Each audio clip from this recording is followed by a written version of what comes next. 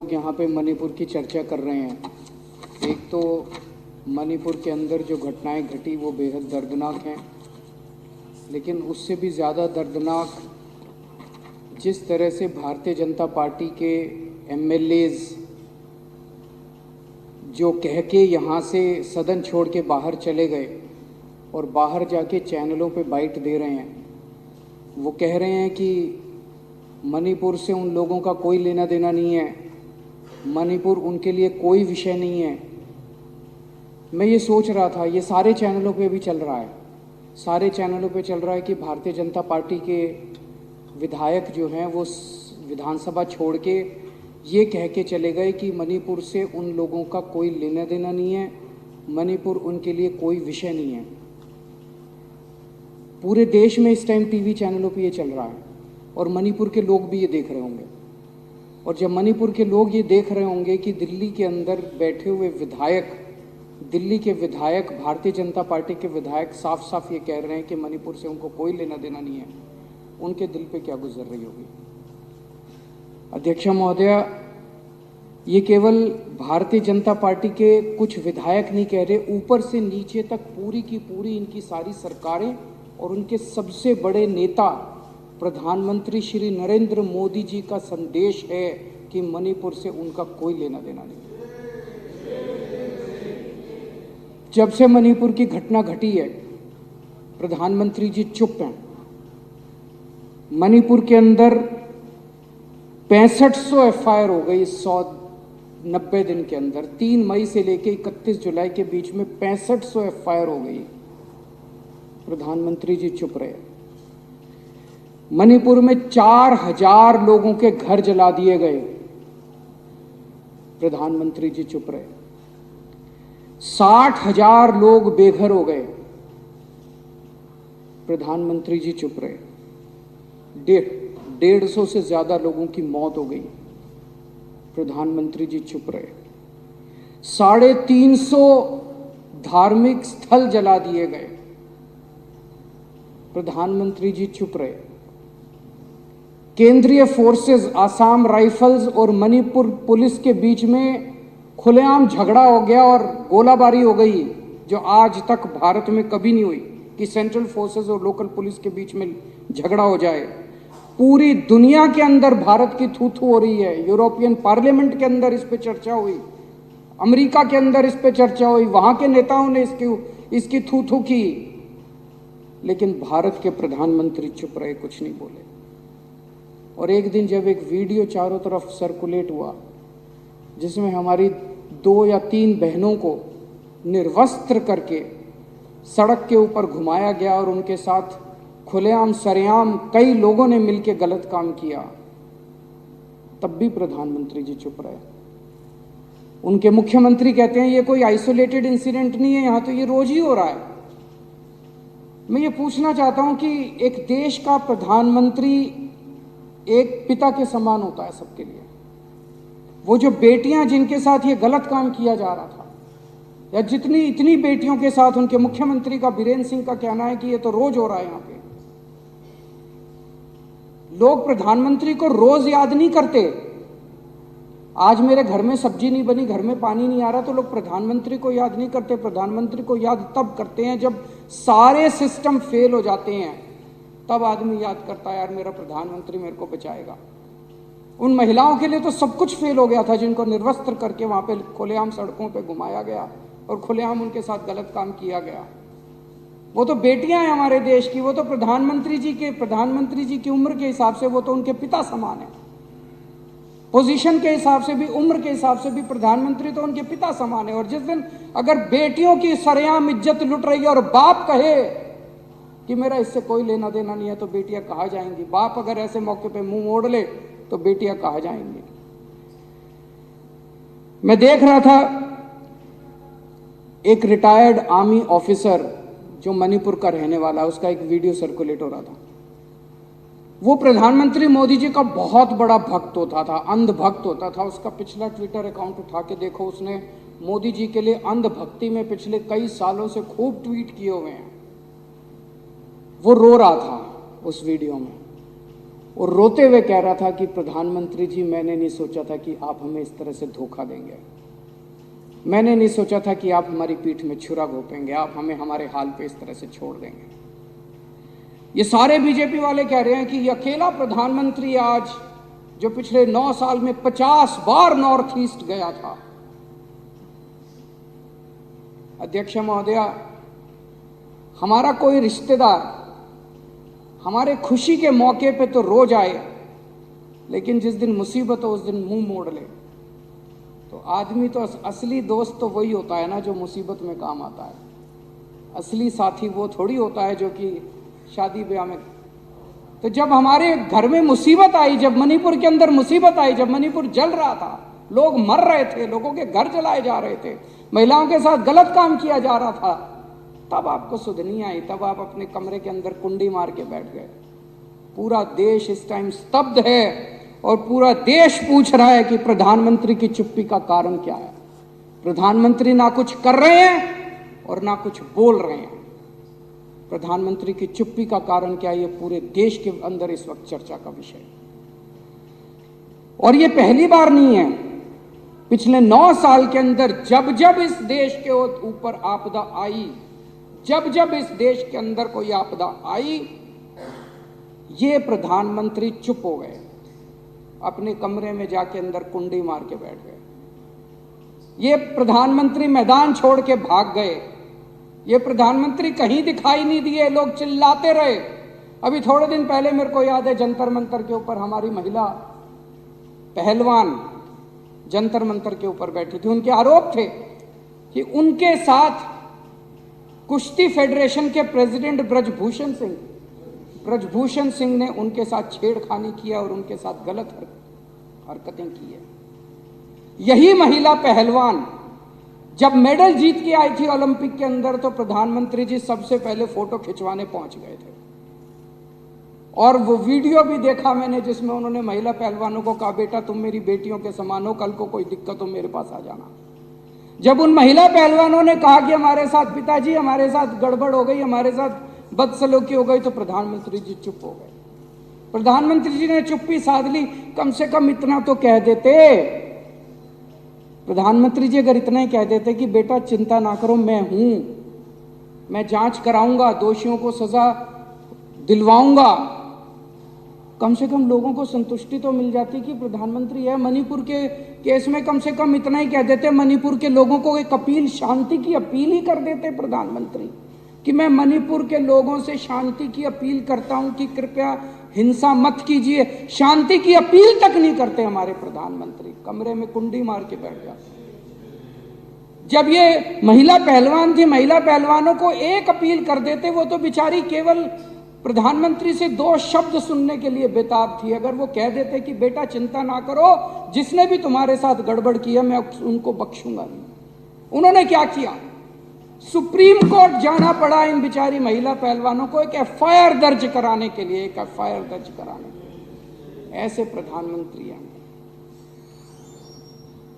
जब चाइना पिछले 9 साल से चाइना हमें आंख दिखा रहा है, जब देखो चाइना हमें आंख दिखा रहा है, प्रधानमंत्री जी चुप हैं, प्रधानमंत्री जी के मुंह बंद है, प्रधानमंत्री के मुंह से चाइना शब्द नहीं निकलता पर इस प्रधानमंत्री के मुंह से। मेरे को याद है अक्टूबर 2019 में चाइना के राष्ट्रपति इंडिया आए और इंडिया के अंदर तमिलनाडु में महाबलेश्वर में दोनों हाथ में हाथ मिला के चाइना के राष्ट्रपति और हमारे प्रधानमंत्री हाथ में हाथ मिला के महाबलीपुरम के मंदिर में घूम रहे थे। उसके फोटो खींचे गए अक्टूबर 2019। और 15 जून 2020 को चाइना की फौजों ने गलवान घाटी पे हमारे ऊपर हमला करके हमारे 20 सैनिकों को मौत के घाट पहुंचा दिया। 2000 स्क्वायर किलोमीटर का एरिया कब्जा कर लिया। 2000 स्क्वायर किलोमीटर मतलब दिल्ली 1400 स्क्वायर किलोमीटर है। दिल्ली से 1.5 गुना इलाका, दिल्ली से 1.5 गुना इलाका चाइना के फोर्सेस ने कब्जा कर लिया हमारा। प्रधानमंत्री जी चुप रहे, उन्होंने कुछ नहीं बोला।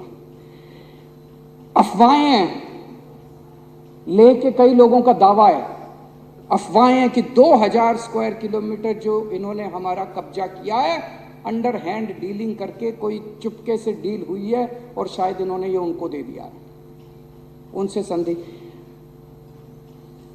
अध्यक्ष महोदय, सबसे शर्मनाक बयान अभी फरवरी के महीने में हमारे भारत के विदेश मंत्री एस जयशंकर का आया। उन्होंने कहा they are the bigger economy, China हमसे बड़ी इकोनॉमी है। What I am going to do, मैं क्या करूं? हद है यार, हमारे देश का विदेश मंत्री कहता मैं क्या करूं? As a smaller economy I am going to pick up a fight with the bigger economy.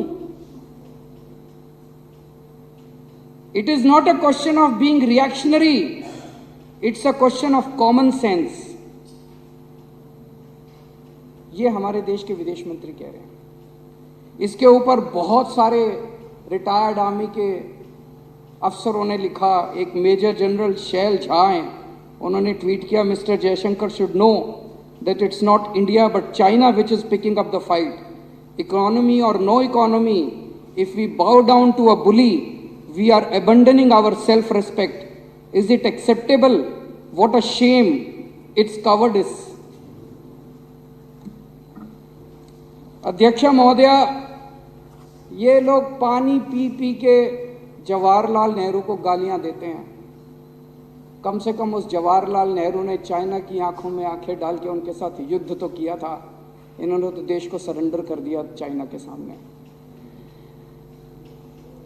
और उन्होंने हमारा हमला किया, हमारे 2000 स्क्वायर किलोमीटर एरिया को ले लिया। इन्होंने बदले में चाइना को इनाम दिया। 2018-19 में चाइना के साथ हमारा ट्रेड, हमारा व्यापार 87 बिलियन डॉलर्स का था, उसको 1.5 गुना करके 22-23 में ये 114 बिलियन डॉलर का व्यापार हो गया। मैं आज देश के लोगों से पूछना चाहता हूं, आपको धंधा करने वाला प्रधानमंत्री चाहिए, आपको बिजनेसमैन प्रधानमंत्री चाहिए, या देश की रक्षा और देश का सम्मान करने वाला प्रधानमंत्री देश को चाहिए? सब लोग ये जानना चाहते हैं कि प्रधानमंत्री चुप क्यों है। अगर हम एक ही काम कर देते, इसमें डरने की क्या बात थी? हम चाइना से इतना माल इंपोर्ट करते हैं, हम उनके साथ इंपोर्ट करना बंद कर देते। मैं प्रधानमंत्री जी को कहना चाहता हूं, आंख दिखाने की हिम्मत तो दिखाओ। हाथ में हाथ डाल के मंदिर में घूमने से इश्क होता है, कूटनीति नहीं होती, डिप्लोमेसी नहीं होती। डिप्लोमेसी करने के लिए तो आपको आंखें दिखानी पड़ती है। अडानी का घोटाला हुआ, एक हिंडनबर्ग रिपोर्ट आई जनवरी के महीने में, जिसने पूरे देश में क्या पूरी दुनिया के अंदर हलचल मचा दी। दुनिया का सबसे तीसरे नंबर पे अमीर आदमी था, तीसरे नंबर पे सबसे अमीर आदमी अचानक जो है उसकी, और पूरा बॉम्बे स्टॉक एक्सचेंज तहस नहस हो गया। लाखों इन्वेस्टर्स का पैसा डूब गया, LIC का पैसा डूब गया, बैंकों का पैसा डूब गया। प्रधानमंत्री जी चुप रहे। अरे एक बार बाहर आके इतना ही कह देते, मैं जांच कराऊंगा, दोषियों को सजा दूंगा, ये तो कह देते, एक ट्वीट ही कर देते कि मैं दोषियों को सजा दूंगा, जांच कराऊंगा, जिन लोगों ने देश का पैसा लूटा, जिन लोगों ने फ्रॉड किया, उनको मैं बख्शूं, इतना ही कह देते। प्रधानमंत्री जी चुप रहे। तो अब लोगों को लगने लगा यार अडानी का पैसा तो सारा मोदी का पैसा है। मोदी चुप क्यों है? मोदी बोलता क्यों नहीं है? मोदी बचा क्यों रहा है उसको? तो लोगों को लगने लगा यार ये सारा पैसा जो है ये मोदी का पैसा है। जनता जानना चाहती है असलियत क्या है। अगर प्रधानमंत्री चुप हो जाएगा और कुछ बोलेगा नहीं तो अफवाहों का बाजार गर्म होता है। चारों तरफ अफवाहें फैलती हैं, और देश के लिए अच्छी बात नहीं है अगर चारों तरफ अफवाहें फैले इस तरह से। इनके समय में पिछले 9 साल में 13 लाख करोड़ रुपए के बैंकों के कर्जे कुछ चंद अमीर लोगों के माफ कर दिए गए। इन्होंने नीरव मोदी को भगा दिया, इन्होंने मेहुल चोकसी को भगा दिया, ललित मोदी को भगा दिया, विजय माल्या को भगा दिया। वो क्या कहते हैं, जो क्या नोटिस होता है जो बाहर जाने से रोकने के, नहीं वो मनीष के खिलाफ करा इन्होंने लुकआउट नोटिस। नहीं, लुकआउट भी नहीं होता, कुछ नोटिस होता है। भाई तुमने मनीष के खिलाफ वो नोटिस कर दिया यार, थोड़ा नीरव मोदी के खिलाफ भी वो नोटिस कर देते। वो यूं ही भाग गया वो एयरपोर्ट से बैठ के, वो कोई वेश बदल के तो गया नहीं। नीरव मोदी भाग गया, मेहुल चौकसी भाग गया, विजय माल्या भाग गया, ये यूं ही भाग गए, भगाए गए। देश जानना चाहता है प्रधानमंत्री जी आपका इनसे क्या रिश्ता है, क्या डील है आपकी इनसे। ऐसे ही थोड़ी भाग गए सारे के सारे। अभी आरबीआई की रिपोर्ट आई है, 16,000 विलफुल डिफॉल्टर। विलफुल डिफॉल्टर का मतलब होता है जिनके पास पैसे हैं, जानबूझ के नहीं दे रहे। एक तो है भाई कोई बैंकक्रप्ट हो गया, उसके पास पैसे ही नहीं है, धंधा चौपट हो गया। एक है विलफुल डिफॉल्टर। विलफुल डिफॉल्टर वो होते हैं जिनके पास पैसे हैं, नीयत नहीं है, वो दे नहीं रहे। आरबीआई कह रही है 16,000 विलफुल डिफॉल्टर है जो नहीं दे रहे। तो क्यों नहीं दे रहे? उनको जेल में नहीं डालते, उन पे ईडी नहीं करते, उन पे सीबीआई नहीं करते। तो प्रधानमंत्री से पूछना तो चाहते हैं लोग कि भैया आपका क्या है, उनके साथ क्या डील हो रही है। ये जनता पूछना तो चाहती है, ये क्या अंदर खाने चल क्या रहा है। ये 16,000 विलफुल डिफॉल्टर। हमारे प्रधानमंत्री जी चुप क्यों हैं? बोलें तो सही, कुछ तो बोलो प्रधानमंत्री जी। आपके केंद्रीय मंत्री के, जब किसान आंदोलन चल रहा था, केंद्रीय मंत्री के बेटे ने किसानों के ऊपर लखीमपुर खेरी में जीप चढ़ा दी। वीडियो है सबके सामने, उसका सबूत है सबके सामने। प्रधानमंत्री जी चुप रहे। हमारे किसान भी प्रधानमंत्री जी के लिए कोई मायने नहीं रखते। सरेआम जीप उनको कुचल दिया, प्रधानमंत्री जी चुप रहे। 14 सितंबर 2020 को हाथरस में एक दलित बेटी के साथ, 19 साल की दलित बेटी के साथ 4 लड़कों ने गैंगरेप किया। प्रधानमंत्री जी चुप रहे, कुछ नहीं बोले। और अभी हरियाणा के अंदर पहले नूह में और उसके बाद सोना में और फिर गुड़गांव के अंदर सरेआम 2 समुदायों के बीच में हिंसा हुई, पूरे दुनिया के अंदर छूत हुई। प्रधानमंत्री जी चुप रहे। अभी थोड़े दिन पहले एक भाषण दिया प्रधानमंत्री जी ने, फलाने उन्होंने 2-3 नेताओं का नाम लिया। फलाने नेताओं ने 17,000 करोड़ रुपए का घोटाला कर दिया। 3 दिन बाद प्रधानमंत्री जी उनको अपनी पार्टी में शामिल कर लिया। तो जनता जानना चाहती है जी 3 दिन के अंदर उस घोटाले का क्या हुआ। प्रधानमंत्री जी चुप रहे। अभी किसी ने सीएजी की रिपोर्ट आई है कि 18 करोड़ रुपए प्रति किलोमीटर की सड़क को 250 करोड़ रुपए प्रति किलोमीटर की सड़क पे बना दिया। प्रधानमंत्री जी चुप रहे। तो अब देश के अंदर चारों तरफ चर्चा हो रही है, क्या मोदी जी एक कमजोर, अहंकारी और भ्रष्ट प्रधानमंत्री हैं। आज ये सदन प्रधानमंत्री जी से अपील करना चाहता है कि बाकी बातें बाद में हो जाएंगी, मणिपुर को संभाल लीजिए, कुछ तो कहिए, कुछ तो करिए।